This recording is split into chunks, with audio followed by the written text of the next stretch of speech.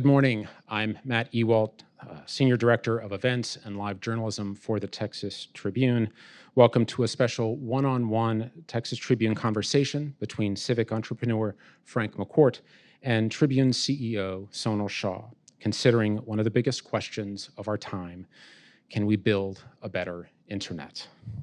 Frank McCourt is the executive chairman of McCourt Global and the founder of Project Liberty, a $500 million initiative focused on leading a movement of people who want to take back control of their lives in the digital age by reclaiming a voice, choice, and stake in a better internet. This year, McCourt released his first book, Our Biggest Fight: Reclaiming Liberty, Humanity, and Dignity in the Digital Age. And most recently, McCourt announced that he and Project Liberty are mounting a people's bid to buy TikTok. Amid the growing debate about social media's impact on society and democracy, McCourt is working with technologists, academics, and policymakers to build a more open, inclusive, and responsible internet. Today, we'll sit down with McCourt to discuss Project Liberty's vision for an upgraded web that returns liberty and value to the people, the bid for TikTok, and what Texas and Texans can do to address disinformation, censorship, privacy, and governance concerns with social media platforms. Just a couple quick reminders. I want to remind all those around the state and thank those all around the state who make the journalism of the Tribune, including our events, possible by becoming Texas Tribune members. To learn more and to become a member, you can visit texastribune.org/support. And tickets are now on sale for Texas's breakout politics and policy event, the Texas Tribune Festival, which returns to downtown Austin from September 5th through 7th. Join us for 3 days of unforgettable conversations about the issues that matter to Texans at our annual celebration of Big Bold Ideas. Purchase your tickets at tribfest.org. And with that, I turn the program over to Texas Tribune CEO Sonal Shah. Well, Frank, it's so great to have you here and great to be reconnected. I know we met each other most recently at the MasterCard Summit, but we've worked together at Georgetown, so really appreciate you coming in today. Thanks for having me. So let me just start with, you stepped down as CEO of McCourt Global to start Project Liberty. Why did you do that? Why was it so important to you at this point to start Project Liberty and return value to people? What does that mean to look at what does the web need to look like? Yeah, well, the internet is no longer a fun to have thing. It's now a necessity. It's ubiquitous. It's integrated into our daily lives. We essentially need it to function. So we're dependent on it. So it is incredibly powerful technology, and I think far more powerful than people might realize. And after selling the Dodgers, and I had a part in starting a new public policy school at Georgetown, thinking that maybe policy initiatives alone could get out ahead of the impacts of internet technology. And learned fairly quickly that although policy initiatives are very important, they're not enough because the tech is too powerful, too fast, too big for our policymaking apparatus to keep up with it. And so we began to look as infrastructure people. My family has been building infrastructure now for over 130 years. Including internet systems, we began to look at the underlying technology and how it's designed to see what interventions might actually change how it worked. And the head of our lab's team, a gentleman by the name of Braxton Woodham, and I engaged in a series of conversations during the summer and fall of 2019, and he brought forward an insight that I thought was, at least for me, was that aha moment. And given the question of, okay, Braxton, from a computer scientist perspective, from a technologist perspective, because I'm bringing kind of the engineering infrastructure perspective, how would you solve this problem of how the current internet is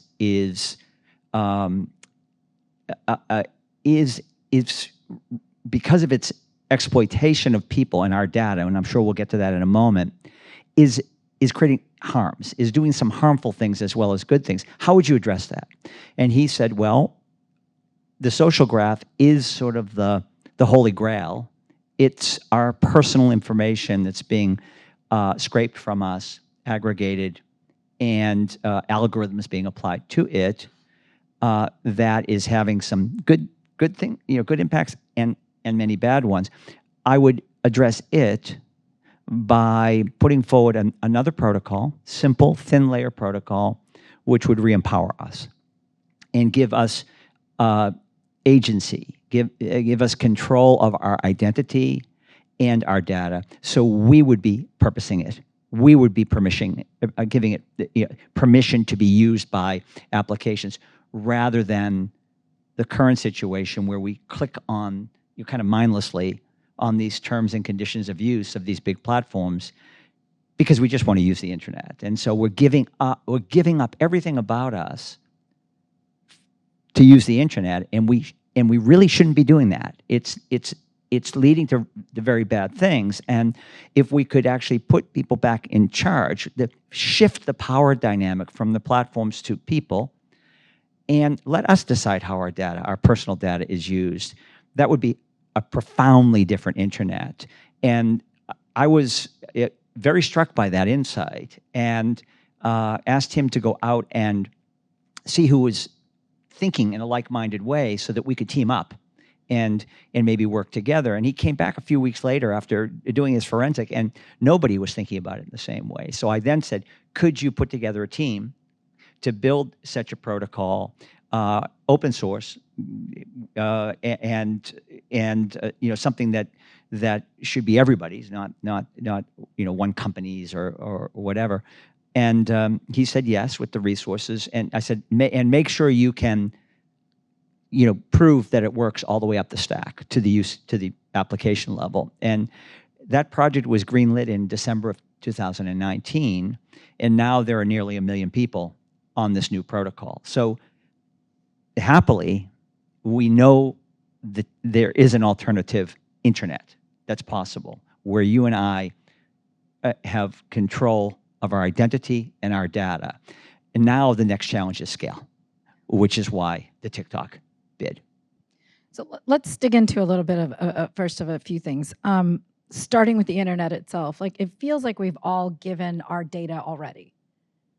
How do we take that back? I mean, I feel like I've clicked on 1 million of those things that are like, yes, yes, yes, yes. Can you put the genie back in the bottle, and can we actually change the way people think about that? Yes and yes, and that's Project Liberty right there. It's actually addressing this problem with some urgency, so that we can actually reclaim our data, our personhood, from this machinery of big tech. Yes, we've all clicked and given away lots of things, but that doesn't mean we have to keep doing it, and that doesn't mean we can't retrieve our data. So that's where public policy will fit in, because we are going to want at some point to see legislation that requires our personal information, our social graph information, being ours, it being portable, the apps being interoperable, and our archival information being ours upon request. So we're going to need help in the policy area, but the tech works. And just one last thing, Sonal, on the genie out of the bottle comment. I think people say, is it too late? And I'm saying no. I think it's the right time, because I think 2 years ago or 3 years ago it would have been too early having this conversation, because quite frankly, people weren't awakened to the problem, and now we're actually hearing more and more stories, and there's more and more research on in fact what the problems are, and whether it's like, and again, I'm not telling you anything you don't already know and see and feel, right? We're barely governable, right? Because we're so polarized. It's hard to tell fact from fiction. because of mis and disinformation. And the harms to children are real, and we hear stories every day. Talk to any parent with children of a young teenage age and ask them how they're doing. The conversation is daily in households. There's a lot of fear because we're seeing the change in kids, and kids are at an unprecedented level hurting themselves and harming themselves and taking their own lives, sadly. So this is a crisis, and we're now seeing and feeling the problem at a much a greater level. So I think you need an awakening for people to actually want an alternative. And if a few years ago, this conversation wouldn't, I don't think, land in quite the same way. So talk about the data for a second, because I know we've had this conversation before, but like when people have this much information about you and this much data about you, I know Jonathan Haidt also wrote his book about what's happening to children, and I know you're working with him on it too. But talk about the data piece of this a little bit. Yeah,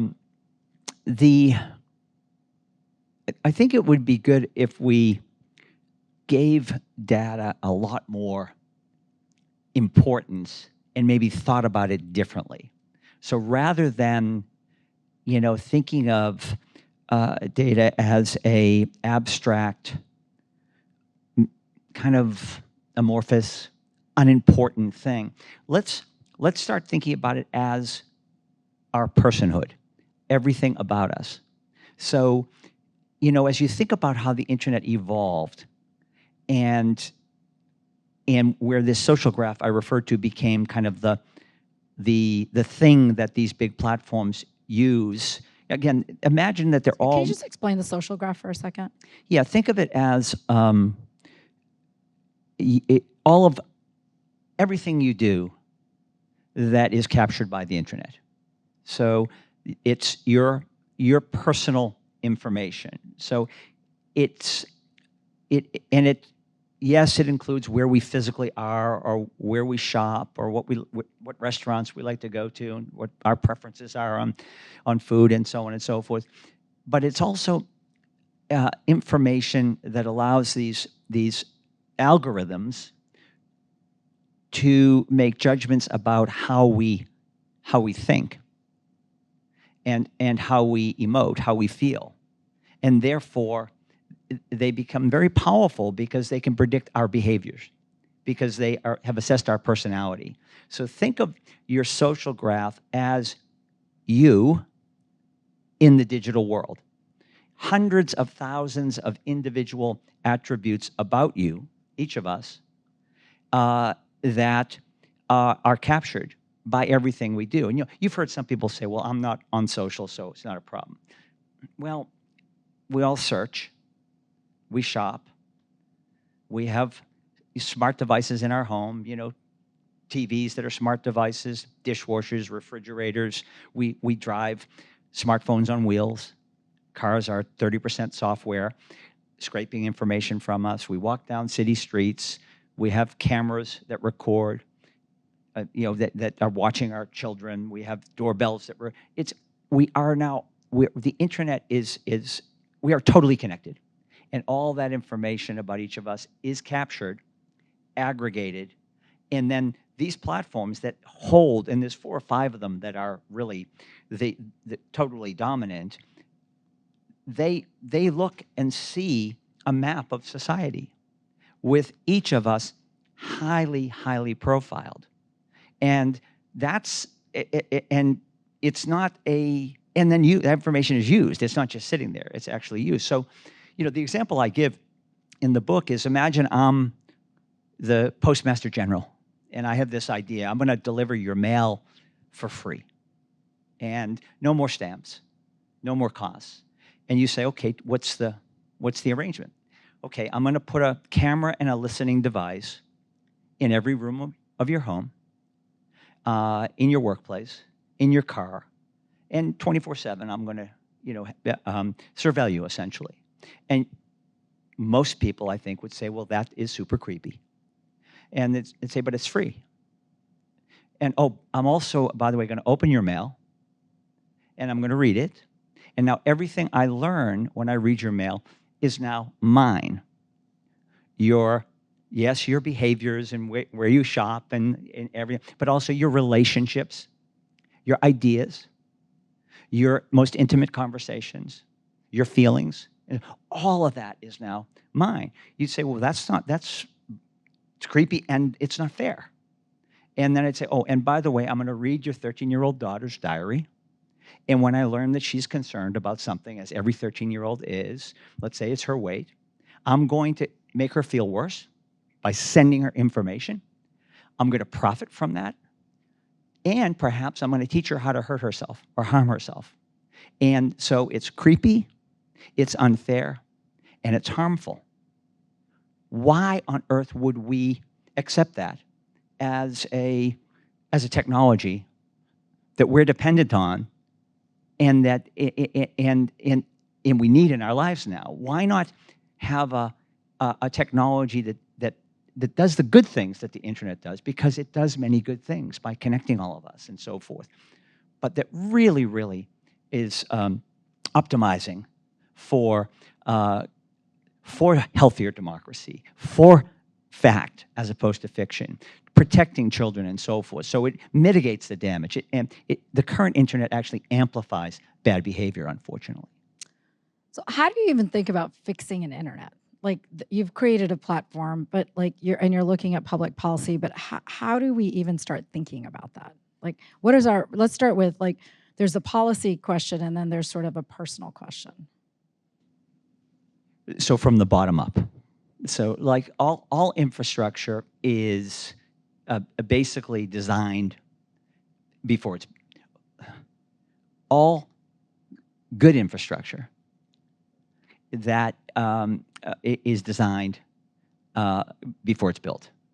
Remember the days of move fast and break things? It's still there. People keep saying that. It's like move fast and break things and change it. We move fast and we're breaking things. Right. Okay, so mission accomplished.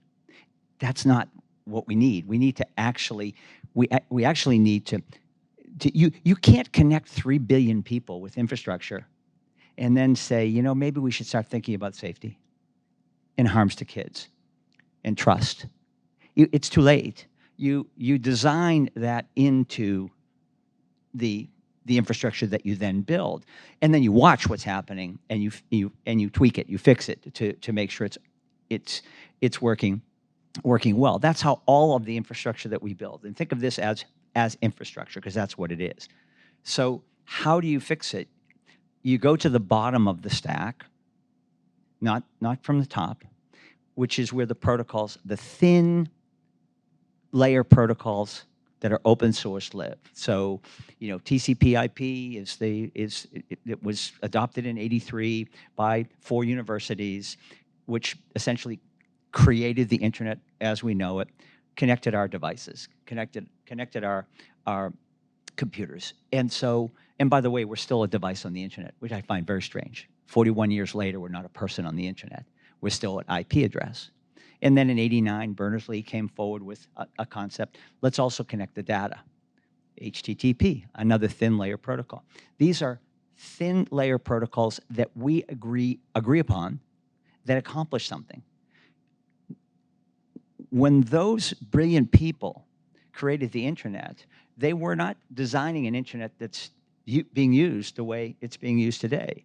They assumed that it would be used in a trusted way by trusted counterparties, because those academics on either side of those computers were known to them and trusted. They weren't designing something to connect billions of people. And so what we really would benefit from now, and this was the insight brought forward to me that and now is part of Project Liberty, that why not another thin layer protocol that actually connects us as people on the internet. And so now we are back in control of us and our information. And this is a protocol that would have to be adopted at scale, just like the other ones were. And now the devices would be connected, the data would be connected, but we would be connected and prioritized. We would be in control now of our data on the internet. So imagine we all had an... So we'd have to give permission for people to use our data? Or how would that? That's correct. And so we think of us having an IP address, not our device on the internet, us being in control of our social graph, of our personal data, of our personhood, us giving permission to different use cases to use our data for specific purposes. So it would be, remember, our social graph is not a monolith. It's not just, we're complicated people with lots of information about us. So maybe one app needs to know that you're a verifiable adult. You're above the age of 18, but that's all they need to know. Maybe another app needs to know where you physically are, but that's all so you can parse out information and permission its use. And right now, everything about us is grabbed, used by these platforms, and by the way, repurposed in ways that we have no idea how it's being repurposed. Frank, I think sometimes we use technology for convenience, right? So something's going to happen faster or somebody will, I'll give you my own example, right? I put up Alexa in my house, my parents' house, because if my mom falls, she can be able to say, hey, I've fallen and can someone come help me? And when I think about that, I don't know that I always think about every potential way that data might be used differently. So if I'm in control of my data and I have to think that far ahead, how do I know what I'm giving permission for at the end of the day and how it's going to be used? Well, because again, imagine in this new world that you're not just clicking on Alexa's terms and conditions of use, you're permissioning data to be used for a specific reason on specific terms. You're in charge. So they can't use it for other things. They can only use it for that purpose. Unless you permission it for other things. And so now it's a good thing that you can have Alexa and have know your mom is safe. That's a good thing. But we don't think about it as the information being collected about your mom and being used in other ways. That maybe when your mom is, on the internet, that she's getting information that somebody else has decided to feed her. That's a bit creepy, right? I was with 30 moms in South Boston, Massachusetts, at a little settlement house, and I wanted to know their experience with their kids and their grandkids. And one woman said, I had this strange experience. I was talking live to a friend of mine about something, and then later I went on my phone and I was getting advertisements about what I was talking privately about with someone else. And, I found that very strange. And so I asked the 30 parents, I said, how many of you have had a similar experience? And all 30 hands went up. Not 29 hands. All 30 have had an experience where they've had a conversation and then they've gotten information, that's fed to them about the conversation. I said, how many of you are comfortable with that experience? And not a single hand went up. So the point here is that we want the good things, but let's permission those things and set the terms. And by the way, some people may say, use my data for whatever you want, but if you're making a lot of money on it, can you share some of that with me? Because I'm creating the value for you, right? And so we're giving ourselves away to these platforms, and it's not fair, it's creepy, and it's harmful. So Europe is setting these data standards. I know they're way further ahead than the US is on this. Where do you see that going? Is that going to become a protocol that gets used by policymakers, or is that going to be not enforceable? So, Project Liberty is a international project. It's there are lots of conversations here in this country, obviously, about this, and most recently the legislation regarding TikTok. But we also work a lot in Europe, and you're right, they are far ahead of us in terms of policies and laws and regulations, GDPR, DMA, DSA, all these things we hear about. These are all protections for individuals that are imposing obligations on these big platforms, hoping that the big platforms comply and so forth. The problem Europe is having is that they don't have the tech. These are American platforms or Chinese platforms, and they're trying to constrain these very powerful platforms which are affecting society and culture and politics and so forth, and they're not being successful. So the objectives are great, the results not so much, because unless we shouldn't, in my opinion, be. Let me put it like this: have you heard people say we should have a digital Bill of Rights? Yeah. And I say no, we don't need a digital Bill of Rights. We need technology that respects the Bill of Rights we have. So this is the kind of the tension in the conversation. It's very hard to alter the behavior of these big platforms. They're big, the biggest companies ever created. They're wealthy. They have lots of influence, and they stop a lot of well-meaning legislation, particularly in this country, which is why it was so remarkable to see the TikTok legislation move so quickly. In Europe, without the platforms, they moved the legislation successfully, but it doesn't have the impact. So we need to do both. And there was a great hockey player by the name of Wayne Gretzky that said, don't skate to where the puck is, skate to where the puck is going. I believe we have tech now that can create a different future, a reimagined future for the internet. We need policies that are skating to where that puck is going, as opposed to policies that are skating, that are focusing on where the puck is right now. Because Buckminster Fuller, a great designer philosopher, said, and I'm paraphrasing, when a model is so broken, don't spend all your time trying to fix it. Build a new model and make the old one obsolete. And that's where we're at right now, I believe.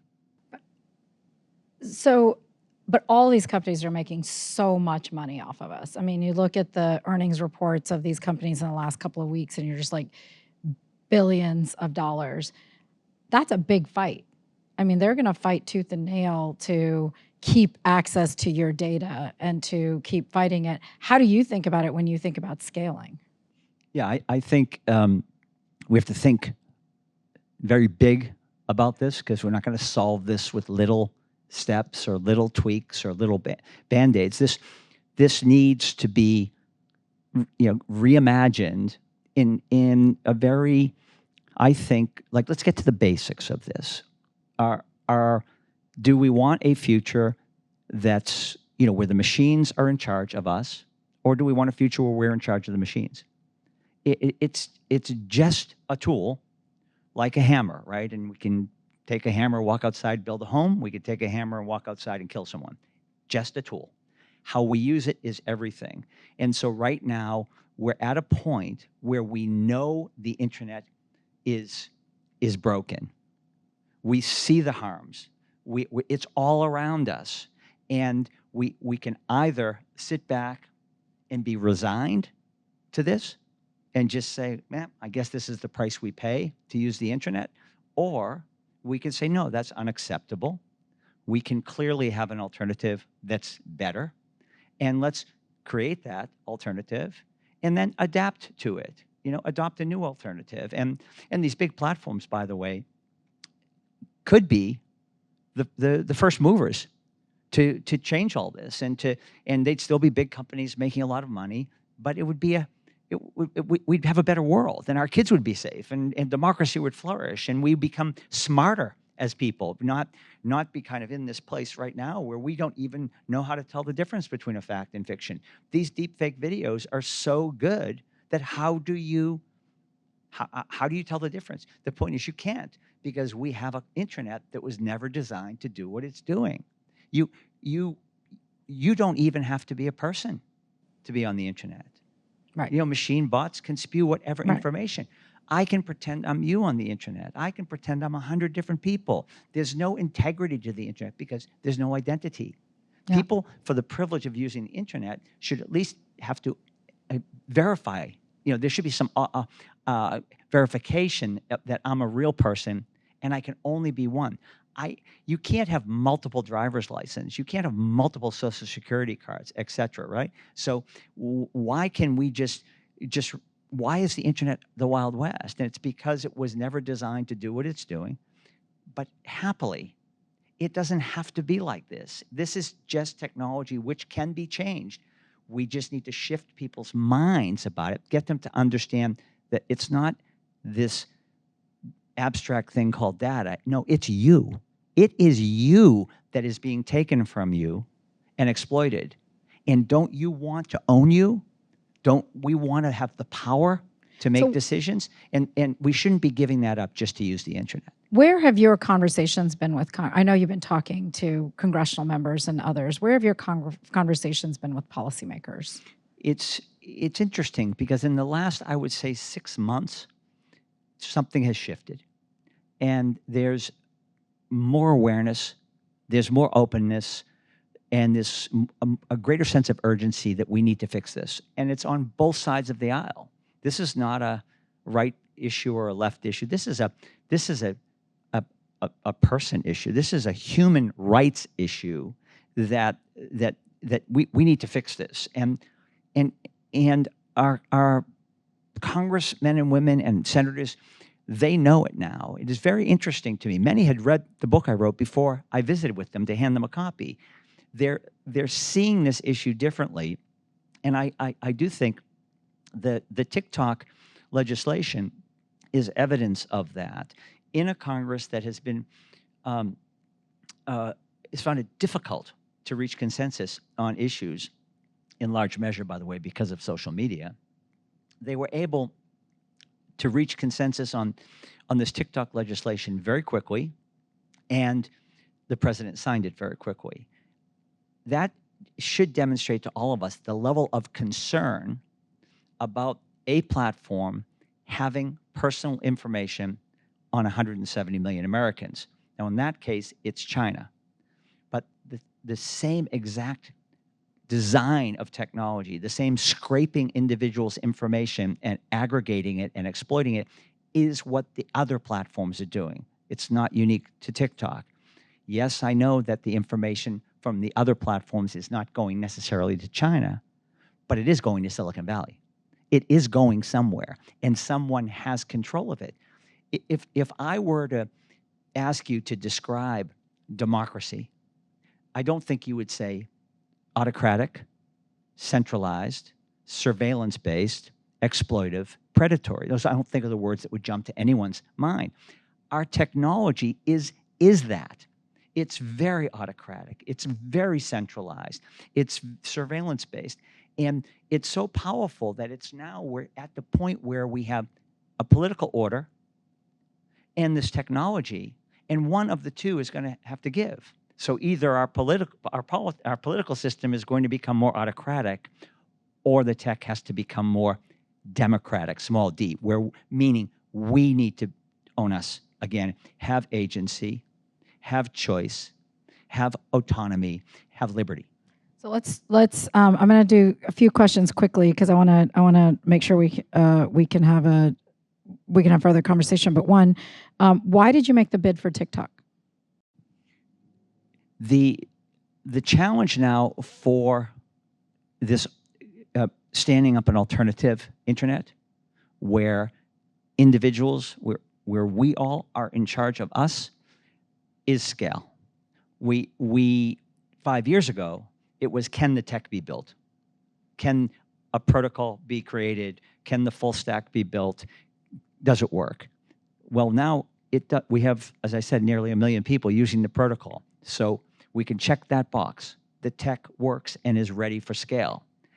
The TikTok opportunity is fantastic because here's 170 million users that could migrate to an alternative internet, have all the good things, but actually have a better version of the internet, and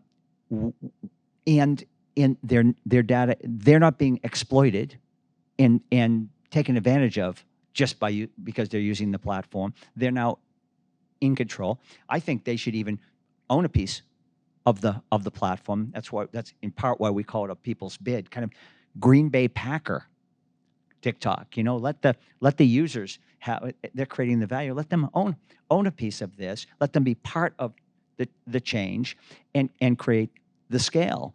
And because right now adoption or migration is what is needed to move from the existing harmful internet, the broken one, to a new version. Remember, the internet is old now by any terms. It's over 40 years old. It's very old by tech terms. So But I'm really old. well, it is. We want new. Yeah. We want fresh. We want better. We want an internet where we're in control. And the TikTok opportunity is one that would create scale immediately. And one other point, we don't want the ByteDance algorithm. We don't need it. We don't want it. And that's where the value is for many people that might bid on it. It's like the ByteDance algorithm. Yeah, and so we've heard, but we don't need to replace Chinese money with Saudi money and think we've solved the problem. It's the same exploitive technology, centralized, controlled somewhere. What we want to do is change how it works so it's decentralized and individuals are empowered, and yet they still have all the good things that they enjoy. People love TikTok. I don't want to see it shut down. There's a chance it will be shut down. And our bet, however, is that the U.S. wins the litigation that's now ongoing. ByteDance does sell, and they're going to sell it to someone that doesn't need or want the algorithm. We're certainly not competing with them. That's correct. Yeah. So if you were giving advice to families and individuals, what advice would you give currently, given where social media is? I would say join the fight. Join the fight to change how the internet works. So parents are back in charge again, and that these platforms don't know more about our kids than we do, and we can remove the fear factor that parents. Again, as I said earlier, we don't. Jonathan Haidt has done a fantastic job of bringing forward the research, the facts, so that people can read his book, Anxious Generation, and understand this. And thankfully, people are reading it. But you know what? We also all have eyes, right? We all have, those of us with kids, and I have 7. So I come at this as a parent of 7 children, and I'm deeply concerned about this. You can see the changes in children because of social media. Watch kids. When I got off a bus after school with my friends, we would be horsing around, throwing a ball, doing stuff, looking at each other, talking, playing, having fun. Now you watch kids get off a bus, and they're 5 feet away from each other, staring at a phone, walking down the sidewalk. Go into a restaurant, watch what's happening with children. It's the most important guest at the dinner table is the phone. It's because it's addictive. It's designed to do what it's doing. This is not like it's not like kids are bad or that parents are bad. No, the technology is designed to addict children, right? And adults, by the way. We as parents are no match for the power of this technology. So to say, hey, parents, do a better job controlling how much time your kids are online, it's maybe with a television, we could do that, right? There's a television in the living room. Parents could say, okay, you can watch it for 45 minutes or something like that. The phone, people are carrying it around with them. And even if you take it away from your child, they go to their friend's house, there's a phone or an iPad or a device of some kind. We shouldn't be living in fear of what's happening to our kids. There's rewiring going on of their brains like any addict. But this is happening to kids when their brains are in formation. So this is very serious stuff. And it's a matter of great urgency. So I think we have to approach this not from a genie is out of the bottle aspect, but from we have to do something about this right now perspective. And fortunately, we have great information now, but let's rely also on common sense. And that's, why Thomas Paine was an inspiration in the book, because, he made things very simple 250 years ago. He said, we can be subjects of a centralized force, right, of a monarch, or we can choose citizenship. We can be citizens, have rights, be born with them, same rights as the king, the so-called unalienable rights. We can have choice, autonomy, agency, liberty, be in charge of ourselves. That's shifting the power from a king to us as individuals. We can self-govern. We can have a social contract because the rights we want don't mean anything unless we give them and respect them in other people. And thankfully, our forefathers chose the latter, and they chose citizenship, and here we are. Why would we give up our citizenship just to use the internet? Why would we become digital subjects of now a different type of power, centralized power, and rather than being digital citizens and owning and controlling ourselves with this beautiful internet technology which connects us and can do so many marvelous things? With generative AI coming on the scene, it's the same design, just a more powerful version of exploiting our information. Let's fix what's broken and then benefit from a more powerful version. Well, thank you for so much, Frank, for being here, and thank you for, now you're going to make me think about how I use the internet, so I appreciate Well, that was my purpose, actually. Thank you very much. Thank you, Sonal.